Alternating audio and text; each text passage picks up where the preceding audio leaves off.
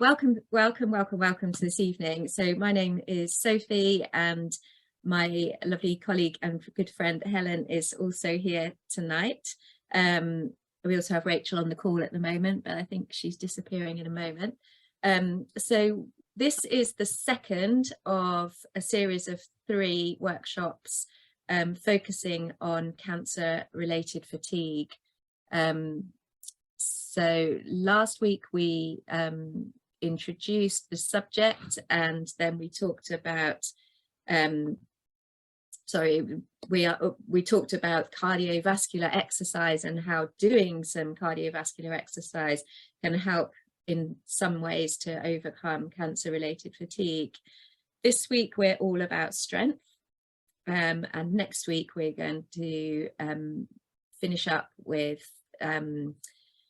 flexibility, stretching, and I think we might throw in a bit of balance, but I'm not sure I've said that to Helen yet, but hey, there we go. We can do balance. We can do balance. Balance is essential. So perfect. So Helen and I are both, for those who weren't here last week, Helen and I are both the Can Rehab exercise specialists who work on the MOVE programme, and we also both are ambassadors for 5K Your Way. So that's where we fit in with MOVE. So do we have everybody out the waiting room now, Rach? Are we good to move on, get going? Yeah, all good to go. Excellent, thank you. Okay, so we're going to start with a little bit of a recap about cancer-related fatigue. And some of it will be a little bit of a recap on what we talked about last week. So cancer-related fatigue kind of affects everybody in different ways. There's no one size fits all. It is extremely common with cancer. It's extremely common as a side effect of cancer treatments. All cancer treatments is right up there at the top, be it surgery, radiotherapy, hormone therapy, chemo. They all contribute to fatigue, and it can go quite, I feel like it can go a little bit unnoticed, and we touched on this last week and said, you know, when people come in with cancer and they are told they're going to have chemotherapy treatment, they are warned it's going to make you feel sick, so therefore we're going to give you this magic pill which will stop you feeling sick. You're also told that it will probably make you feel really tired, and years ago and occasionally now you're told to therefore go home and rest and not worry about it, but there's no magic pill that we can give you to help. However, we know that exercise is kind of not a magic pill, but it can actually really help with cancer-related fatigue. So that's what this series of workshops is all about. Helen, if you think of anything I haven't said, please chip in at any point. I will do. So this is from the American Cancer Society, and it just sums it up, that fatigue that often comes with cancer is called cancer-related fatigue. It is very common. So between 80 and 100% of people with cancer report having fatigue. So that's an incredible number. Almost everybody who's having cancer, who has cancer and is having cancer treatment. And the fatigue felt by people with cancer is different from the fatigue of daily life, and different from the tired feeling that people might have before they had cancer. It's totally different. So, you know, I get tired. It's not the same as that cancer-related fatigue, the one that makes you feel like you walked into a wall. So it's just really important to note that. We're going to come on to how it makes people feel in a minute. I wanted to revisit this slide in case anyone wasn't here last week. This is where we come in talking about exercise. We have this vicious cycle where at the top you have cancer-related fatigue. You have cancer, you're being given treatment, you're tired. What do? Go and lie down and rest. And when you go and lie down and rest, your body then becomes physically deconditioned. So you lose muscle mass, your heart gets weaker, your lungs get weaker, and everything just gets that word deconditioned. You're a shadow of your former self. And what happens? When that happens, you get more fatigued because you're less strong and you're less able to cope. So what do? You go and lie down for a little bit longer, and so on and so on and so on. And then you end up with this persistent fatigue and a cycle that you just can't break out of. So that's what we're hoping to do with these workshops. We're hoping to give you a little break into that cycle and shut it down, in a nutshell, hopefully. So last week we talked about this. How does being fatigued, how does it make me feel? And everyone contributed to this. And this is from last week's workshop. This is what the people that were on the workshop last week, some of you I expect, came up with.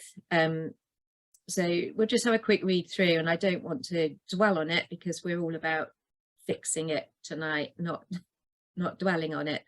But all these things, they're all very, very negative and very, very draining. So feeling very, very drained or depressed. Somebody said it made them feel useless. So a lot of people mentioned less confidence, and that's tied up as well with a change in appearance. So when people were saying when they get their body composition changes, they feel less able to exercise and less able to function, and then they look at their body and they think, well, I feel rubbish, and then their confidence goes down. So it's not just about feeling tired, it has huge knock-on effects as well. And the last one, it takes the fun out because you know you want to, but you're going to be exhausted. So perhaps things that you used to do in your pre-diagnosis life you feel maybe are not attainable for you anymore, and that in turn can get quite demoralizing and depressing. And Sophie, So I was going to chip in there actually with that very word, demoralizing. I was doing a talk at lunchtime today, and one of the things that came up was, maybe I tried to do something, but I couldn't do it, and I felt really demoralized, and I've lost my motivation as well. So yeah, exactly, that's it. But we hopefully with the session last week and this one and the one next week, we can hopefully help you to get into that cycle and break it. And realistically, we're not expecting anyone to break records or things like that, but we're hoping that we can give you some tips and advice on how to actually overcome that, get out of that cycle, and get on the road to being maybe a little bit like you used to be before you got diagnosed. So I'm not very good at Canva.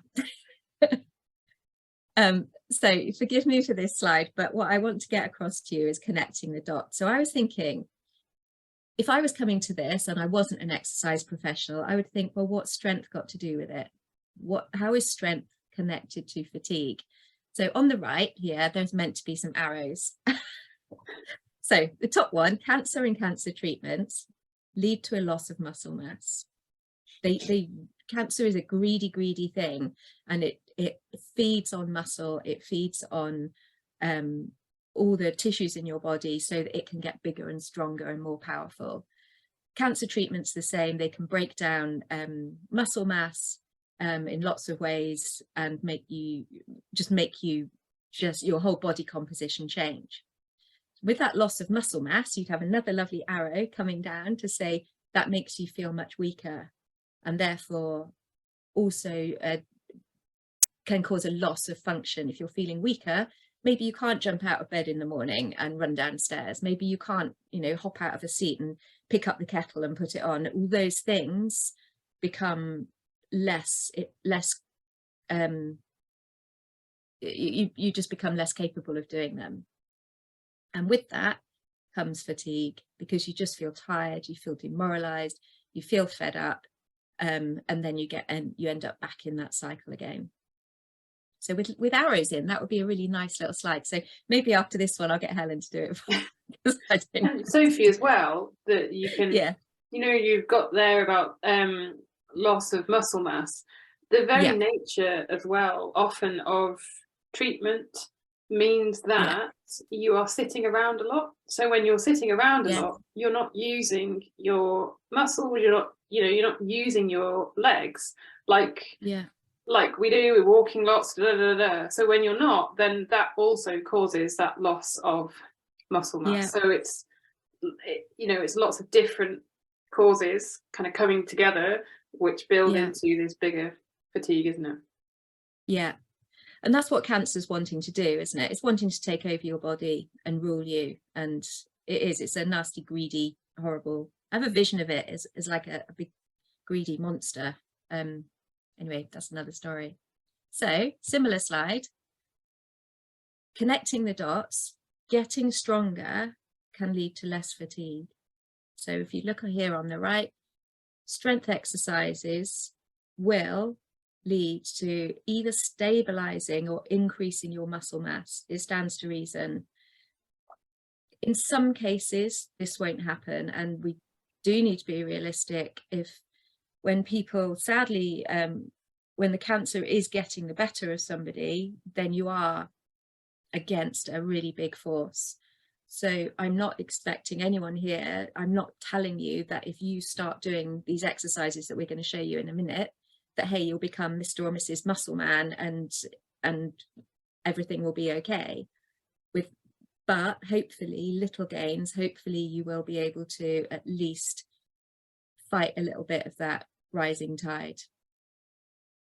And with that, if you can stabilize or increase your muscle mass, hey, you get stronger and then you can function better. So you can start to get out of bed in the morning. Maybe, you know, maybe not jump out, but maybe you can stand up on your own 2 feet and stand up and have a stretch. Maybe you can get up and lift that heavy kettle without it falling over. And with all of that comes decreased fatigue, you're functioning better, and mentally you feel stronger and better able to carry on with activities of day. Similar to last week, we're going to have 2 little sessions of doing some strength exercises. So we're going to do one now, and then we're going to talk a little bit more, and then we're going to do another one. So if you want, you can grab a couple of, I've got tins of beans. You don't have to have them. We can show you exercises without them. If you're much stronger than that and you have your own dumbbells, or an in between might be to get like a litre bottle, like a milk bottle or something, and fill it up with water, you can use that. And again, if you don't have anything, it doesn't matter, you can go through the motions, and we can show you other exercises. So I am going to be brave and stop sharing my screen, and I will probably turn into a bit of an alien, but it will come back. So let's see what happens. No alien there, Sophie. Yeah, wait till I start sharing again. Okay, so if everyone wants to, either you can stand up or you can sit down, it doesn't matter, it's completely up to you. You can have your camera on, you can have your camera off. Again, it really doesn't matter. I'm going to show you, I'm going to sit down because I think you can see me better. And I'm going to show you 1, 2, 3 exercises that you can do with beans. And I'm going to show you the cans, and I'm going to show you some exercises that you can do without them for your upper body. So we're thinking about your shoulders, your arms, your chest, your pecs across here, your lats across the back, everything there, just to try to make these muscles a little bit stronger. I haven't read out the disclaimer, and I should just quickly say to everybody, any exercises you do tonight, you are responsible yourself, so be sensible. Don't do anything if you feel like it's out of your capabilities or unsafe for you to do it. And if you don't want to join in, quite happy for you to just watch, and you'll be able to access this on record afterwards, so you can play around in your own good time with it. Okay, so first off, we're going to do something called a shoulder press. So with the tins, if you've got them, you're going to sit up nice and tall on your seat, or stand up if you want to, and start with the tins right by your shoulders like this. And then what we're going to do is simply push them up overhead and then bring them back down again. Couple of little tips. Breathe out with effort. Always breathe out with effort. So as you're pushing up, you can breathe out through your mouth like that. Second tip is to just tuck your tummy button in towards your spine, because that way you're engaging your core and your I'm going to talk a bit more about core later, but this part of your body is nice and strong and supportive, as opposed to your back collapsing, yeah, as opposed to that. So tuck tummy button in, push up, breathe out. What I would suggest is that you do these kind of exercises in little bunches. So we call them sets. So you might do, say, 8 of these. I think we're on 8 now. Let's call that number 8. Then have a little rest. Bring your hands down into your lap. Take your shoulders round a little bit. Take a few deep breaths, and then we're going to do that twice more. So those are called reps. We're going to do 8 reps, and we're going to do 2 more sets. So start with your hands up by your shoulders, pushing up, breathing out, and coming back. You don't need to go any faster than this. No faster at all. The reason I've done this one first is that a lot of people struggle with it. This can be the hardest one of the 3 that I'm going to show you now. And if you save this one to last, then you're likely to be really tired and unable to do it. So we're doing the hardest one first, saving the easier one for last. I think that's 6. That's 7. And 1 more. Perfect. Okay, take a little break. We'll do 2 sets of each, I think, tonight.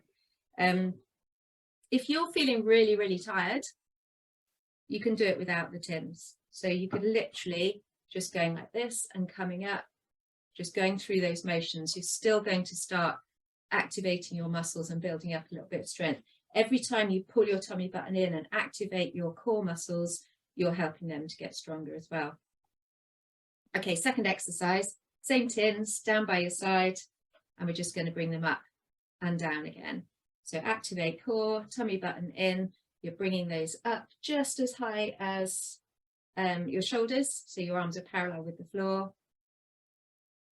And I would also say keep a slight bend in your elbows. If you have your elbows out straight, you've got a little bit of a strain on that joint. If you're happier standing up, by all means stand up. If you don't like this one, leave it out. Doesn't matter. That's good.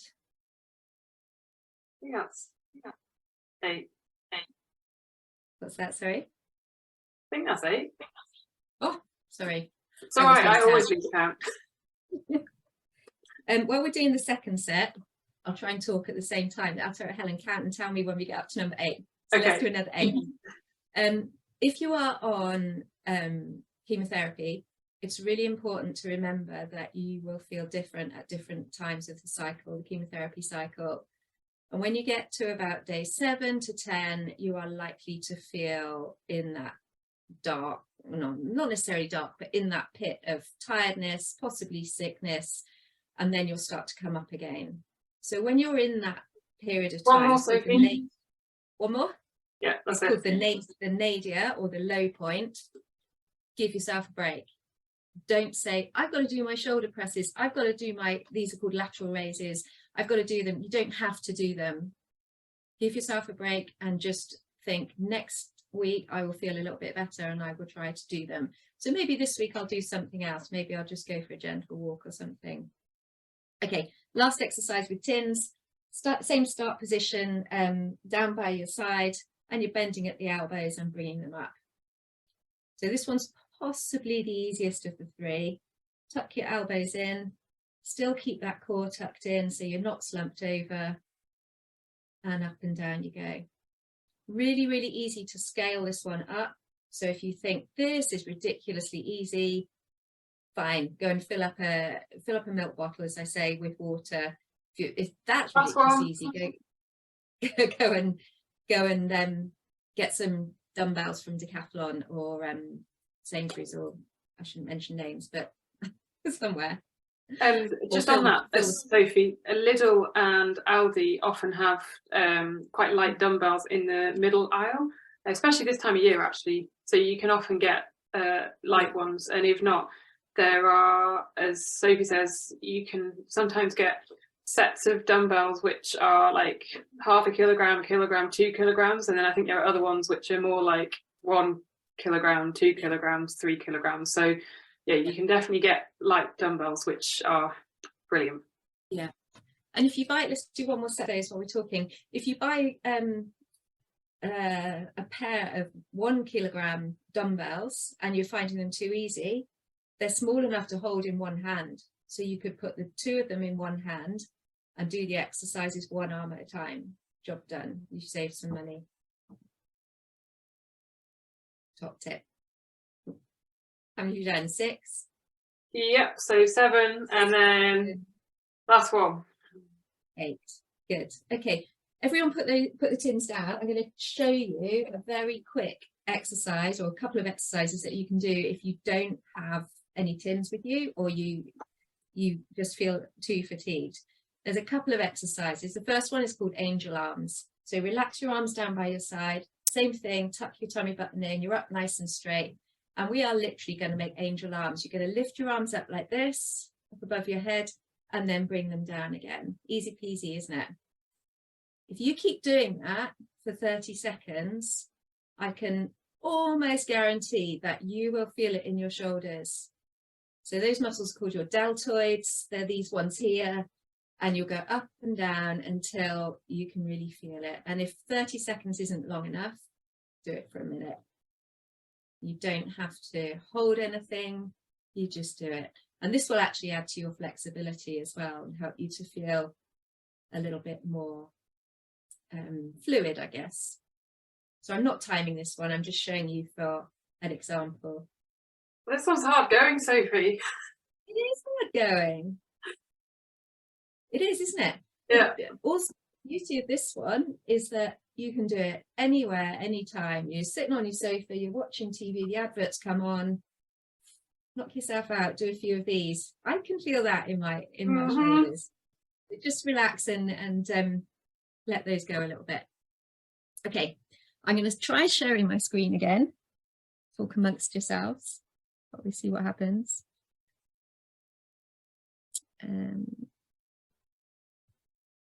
See what happens. Oh, it's working. Okay. And you'll see that. Oh, yeah, you've gone garlic light. Look, now it's doing it. Ignore it. You can still hear me, I think, and it will stop in a minute. So this is a similar slide to the one that Helen used last week. So what are the guidelines? What should I be aiming for? And how do I know what's right for me? So we get asked this all the time. And the short answer is everyone's different and each person is different each day. So I'd mentioned chemotherapy earlier. You will find there's times in that chemotherapy cycle when you feel rubbish, and there's times when you're fighting fit and you're like, come on, let's go. So I would say try doing something. So say some of the exercises we've just done, then scale down or scale up according to how you're feeling. And if you have that little armory almost of strength exercises under your belt, you can dip in and out as and when you feel that they're right for you.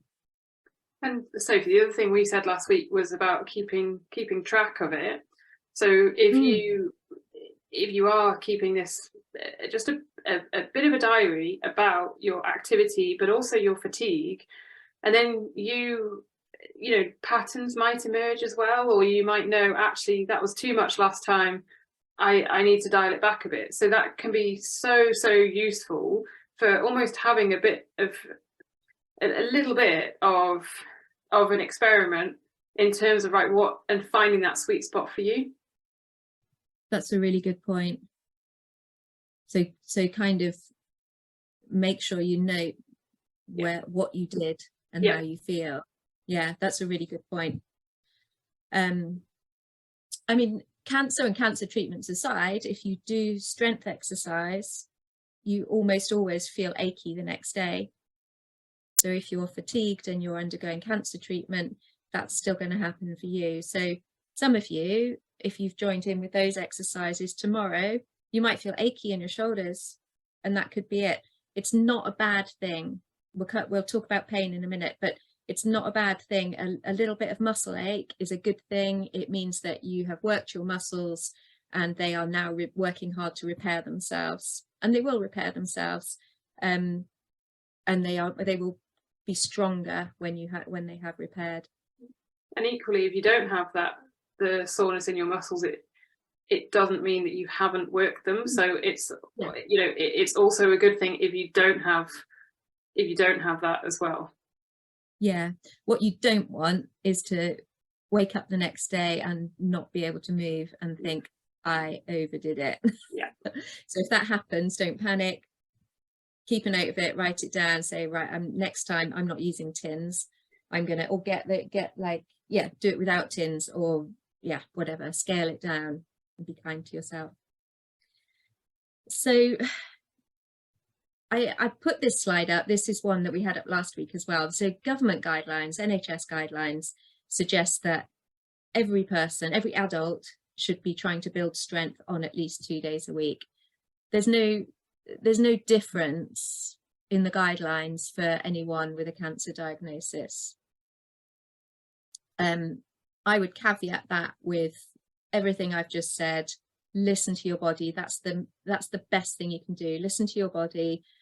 If you're feeling like you could give it a go, give it a go. And if it's working, keep going. If you try and do some strength exercise and it feels worse, then maybe give it a rest and try the next day or scale it back down. But these are the general guidelines, and I kind of feel obliged to put them up to put them up there because that's what they are. So I would say try bringing your strength building sort of activities. So let's not call them exercises, let's call them activities into daily life. So one of the things that Helen and I often talk about is smart training. So at the other end of the scale, if someone's training for a triathlon, and they're working full time, then they might run to work because that's a smart thing to do. They're using that commute time to get their training in. So we can scale that down and say, well, hell, we can do that. So let's say in daily life, let's walk up the stairs instead of taking a lift, for instance, or an escalator if you're in a shop. We're all on the phone every day. When you're on the phone, why not make it a rule to walk around if you feel capable of doing that? Get out in the garden, maybe not now because I think the garden's rock solid, but doing gardening is exercise and strength building. If you have a dog, walking the dog is doing just that. When you're out walking, you're not only getting cardiovascular exercise, but you are building up strength in your lower body, in your legs, but also building up really important strength in your bones. So it's not just about the muscle, but when your bones impact, when they so when you walk and they come down onto the ground and they get an impact in them, that helps them to become denser and build up more resistance. So really, really good weight bearing exercise, walking the dog, and the dog's happy as well. If you've got to pick things up, why not squat down, bend your knees, squat down and pick it up instead of I don't know, holding on to the kitchen side and leaning over and everything. Do it properly. Think, well, hang on a minute, let's do this properly, and that way you're using your lower body muscles. And if you've got kids, if you've got grandkids, get out and play with them. There's nothing like it for having fun and exercising at the same time. It can be utterly exhausting.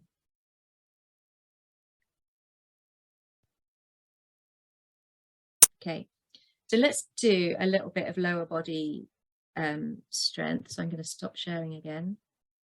So as with the upper body, I'm going to show you a few exercises that you can do. And I know everyone here is going to be different. Some people will be quite happy standing up, and some people will want to sit down. So maybe let's start with a couple of seated exercises, and then I'll show you a few standing ones just in case people feel like doing those. So you don't need any props for this except something to sit on. So we're sitting on the chair. And last week we did some seated cardio. This is not not dissimilar. So we're going to start with a sit to stand exercise. I'm not sure if I can get my whole body in the picture. I will try. So you're sitting on a bench or on a chair. Make sure for this one that that chair isn't going anywhere. You also want to make sure that it's quite high. So sitting in a sofa will be nearly impossible to get out of. So all we're going to do is stand up and then we're going to sit down again. So if you're on a chair, as I say, make sure it's solid. Maybe push it up against the wall so it's not going anywhere. Put your feet flat on the floor, your knees at roughly 90 degrees. Put your hands on the side of that chair, lean forward and come up to standing. And then bend your knees, feel for that chair so you're nice and safe, and sit back down again.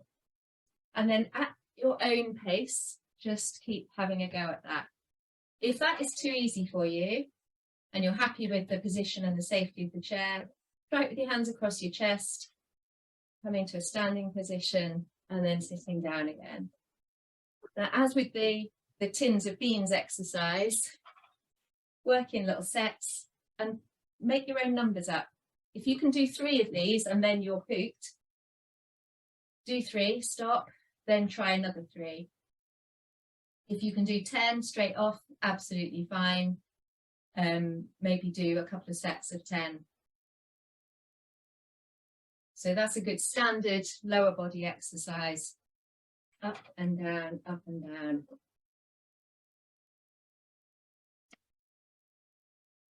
Okay, if that's too much for you, then you can do a simple leg lift. So you've not got my head in the picture, but that doesn't matter. So same starting position, your feet are flat on the floor. Then all you're going to do is lift one leg up off the floor, one foot, sorry, off the floor and lay it back down again. And then lift the other one up and back down again. A couple of things to say about this one. Same as with the upper body, pull that tummy button right in so that your core muscles here are engaged and your back is protected and you're nice and strong. The other thing to say is avoid this, lifting your butt cheek off the bench, off the chair and rocking from side to side. Keep that body still and you're working the muscles up here, coming up and then that one. If you want it to be slightly harder, just work on one leg at a time. That will also help you to stop rocking from side to side, sorry. It's quite a bit harder actually, just lifting up and placing back down again. So again, make your own numbers up. If 3 is really hard work, then stick with that. If you want to go for like 10, do that.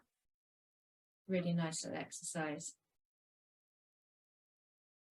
So that's a couple of lower body ones. I'm going to show you one more. If you've got a cushion or something like that nearby, pop a cushion between your knees.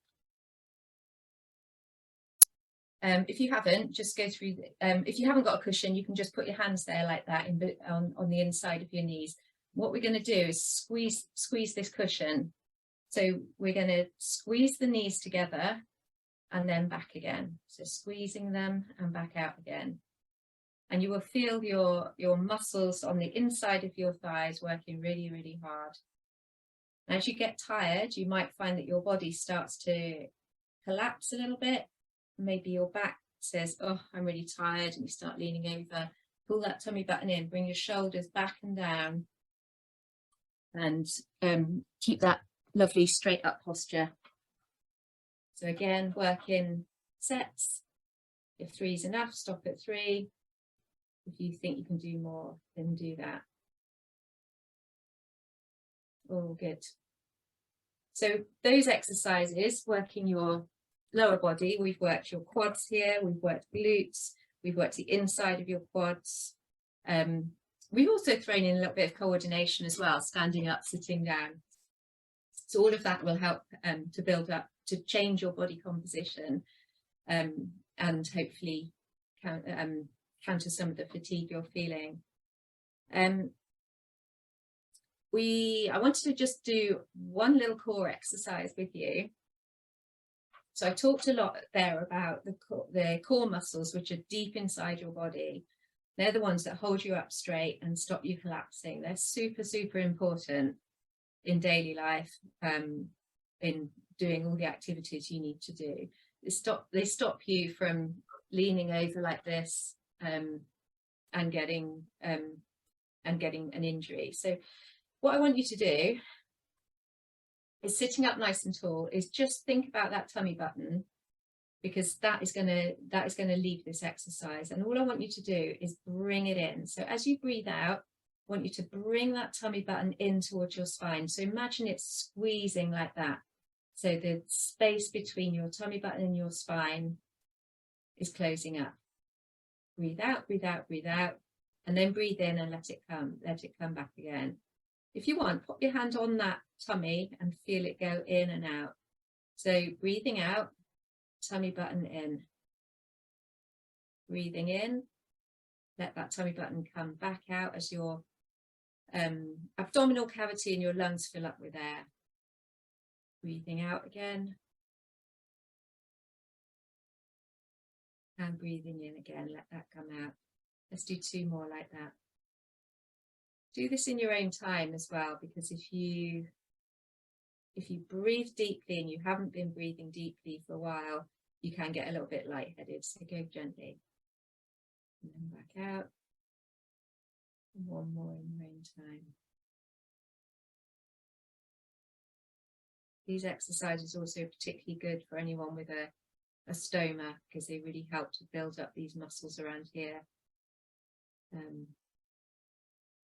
Okay. Perfect. Right, I'm going to start sharing again. Has anyone got any questions? Or Helen, have you got anything to add to? I was just going to say, with the seated exercises as well, resistance bands can be really brilliant instead of dumbbells. So there are lots of exercises that you could do with resistance bands, with seated or standing. So you could sit in the chair and have a resistance band around your leg and push your leg out, which would do a similar or use the similar muscles to what we were doing sitting and standing out of that chair. So yeah, there are so many things that you like, so many options, just to vary it up and make it interesting. Do you have a band there, Helen? No, but I don't actually. Have you? No, I was just thinking some people might not have seen one. They're essentially long, stretchy rubber bands. And you can also, Helen will go and grab some, and you can also get them like in loops as well. So the exercise that we were just doing, sitting, you can loop one around your legs just above your knees, and then you can bring your knees out and back as well and work the opposite muscles. There we go, look. So, like that kind of a band. Kind of band. Yeah. Like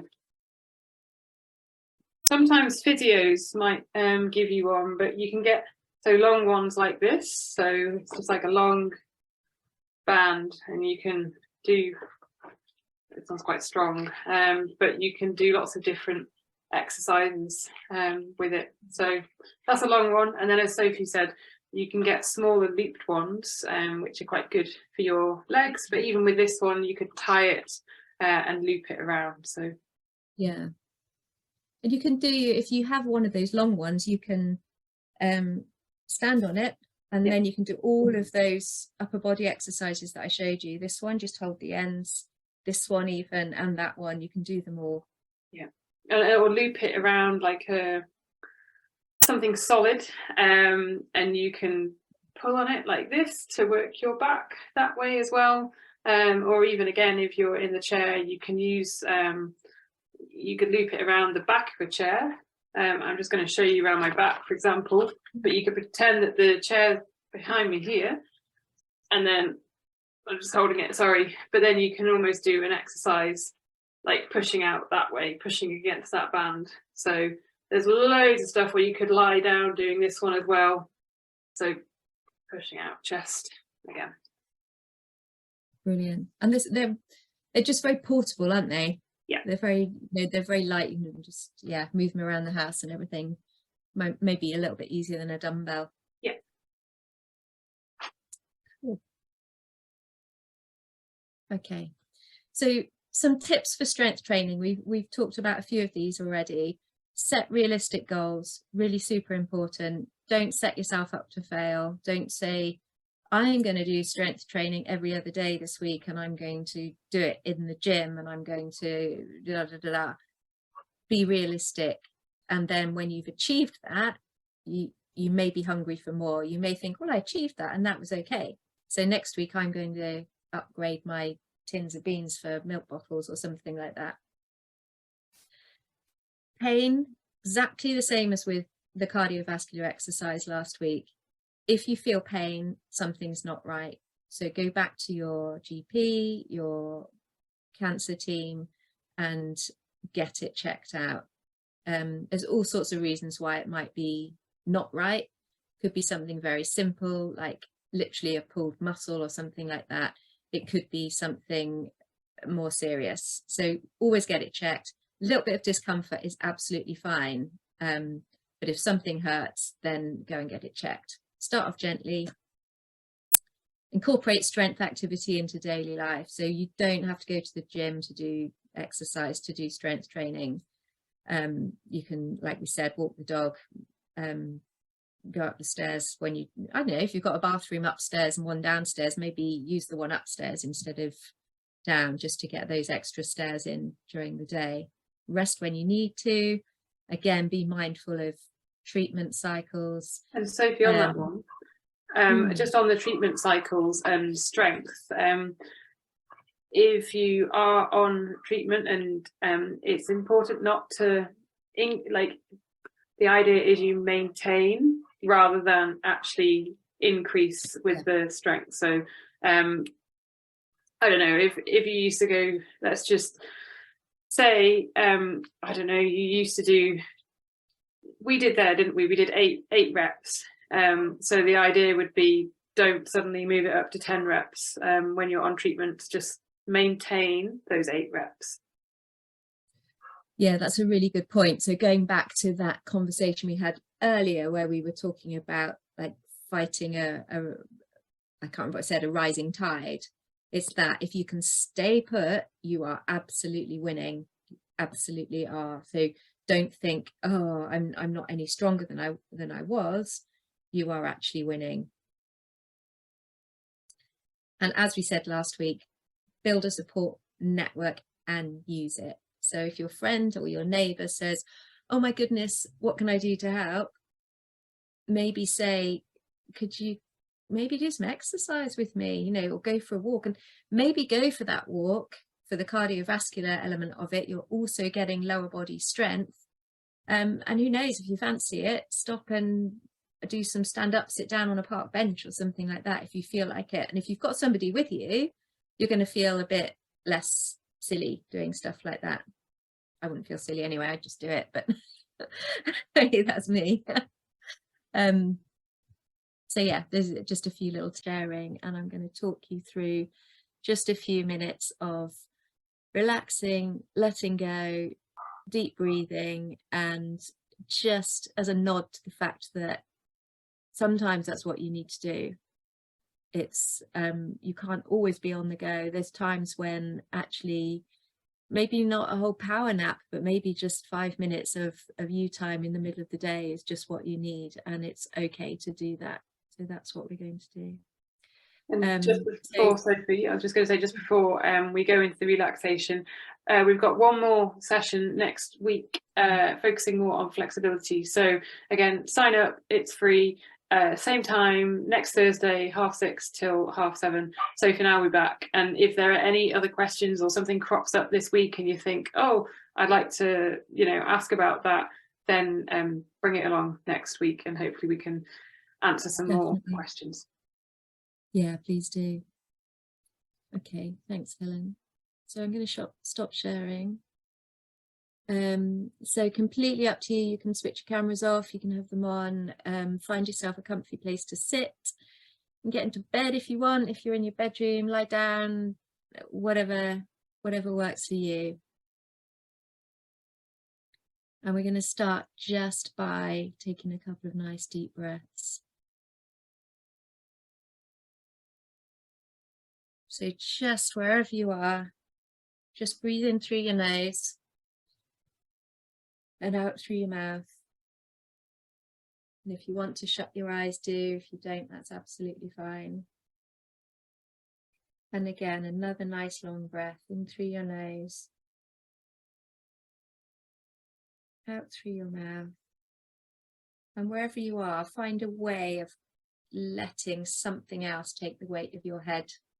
You can let your chin drop onto your chest if you're sitting upright, or if you're in a chair and you've got a back, just let your head go on the back of the chair.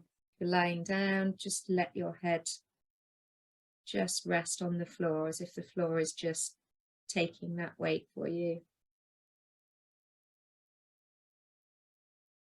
And then think about all the worry lines, the laughter lines, the crow's feet, everything that we have on our face.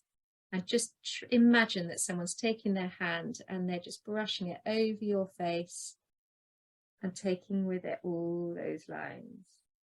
Let them all go, let them sink away. Let your jaw go slack, doesn't matter, just let everything just be. And then we're going to move all the way down, starting with shoulders. We hold so much tension in shoulders, so just relax them, wiggle them if you need to, and then just take away all the tension in them, let them sink into the floor, into the chair.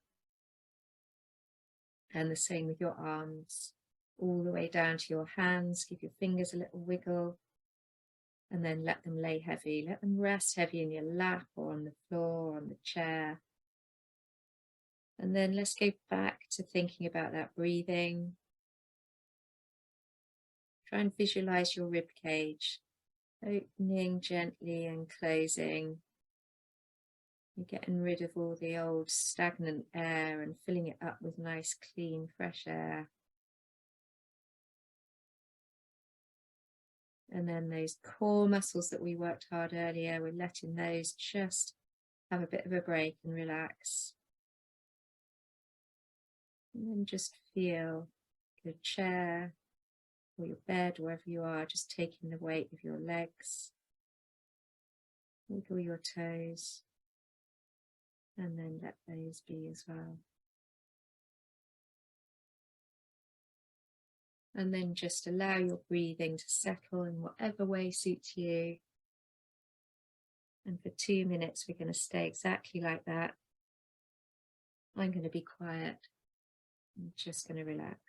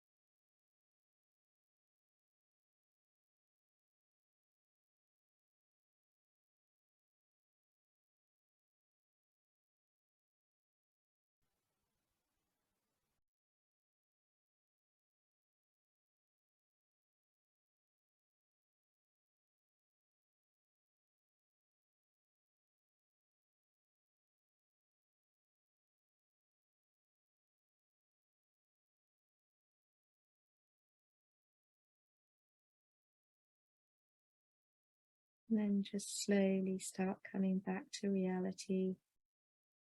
Wiggle your fingers, wiggle your toes. Take a nice deep breath, have a stretch.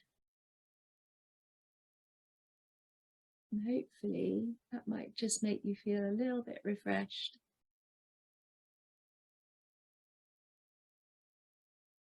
Cool. So we're going to love you and leave you and hopefully see some of you next week. If anyone has anything they want to ask us, Helen and I will still be line for a little few minutes. Otherwise, we'll see you soon. Definitely. Thanks, everybody. Take care.